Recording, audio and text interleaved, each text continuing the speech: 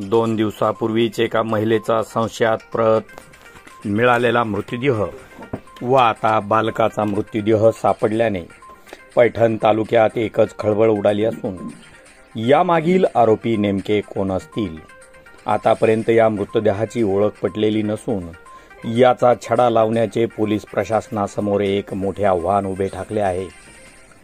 याबाबत अधिक माहिती अशी की पैठण नाथसागर धरणाच्या शेजारील जायकवाडी उत्तर येथील छत्रपती संभाजीनगर व पैठण शहराला पाणीपुरवठा करणाऱ्या पंप हाऊस जवळील 5 गेटच्या परिसरातील पाण्यात एका अज्ञात महिलेचा मृतदेह सापडला, तर नाथसागर धरण साखळी क्रमांक 42 परिसरात एक अनोळखी 2.5 वर्षाच्या मुलाचा कापडात बांधलेल्या अवस्थेत मृतदेह पाण्यावर तरंगत असल्याची माहिती धरण नियंत्रण विभागाचे प्रमुख गणेश खराडकर यांनी पैठण पोलीस निरीक्षक संजय देशमुख यांना दिली।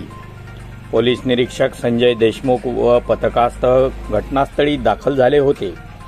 3 दिवसापूर्वी MIDC पोलीस ठाण्याच्या हद्दीत असलेल्या जालना पंप हाऊस लगत एका अनोळखी महिलेचा बेडशीटमध्ये बांधून कमरेला दगड बांधलेला मृतदेह आढळून आला होता। या महिलेचा खून करून पुरावा नष्ट करण्याच्या हेतूने मृतदेह येथे आणून टाकल्याचा अंदाज MIDC पोलीस ठाण्याचे सहाय्यक पोलीस निरीक्षक ईश्वर जगदाळे यांनी व्यक्त करून पुढील तपास सुरू केला होता। मात्र दरम्यान आज कापडात बांधलेल्या व अंगावर निळ्या रंगाचा टी-शर्ट असलेल्या 2 ते 2.5 वर्षाच्या मुलाचा मृतदेह पाण्यात तरंगताना आढळल्याने या महिलेचा या मुलाशी काही संबंध आहे का असा संशय व्यक्त होत आहे। पोलीस स्टेशन पैठण येथे अकस्मात मृत्यूची नोंद करण्यात आली असून ओळख पटविण्यासाठी मृतदेह शासकीय रुग्णालय घाटी छत्रपती संभाजीनगर येथे शीतगृहात राखून ठेवण्यात आला आहे।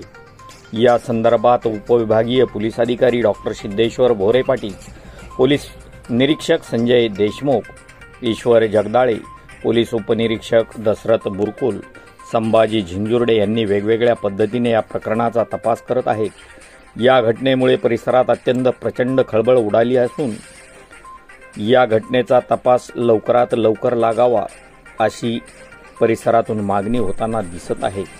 महाराष्ट्र विशेष प्रतिनिधी Vijay Shivgaje, Lokmanch news bureau report, Paithan Chhatrapati Sambhajinagar.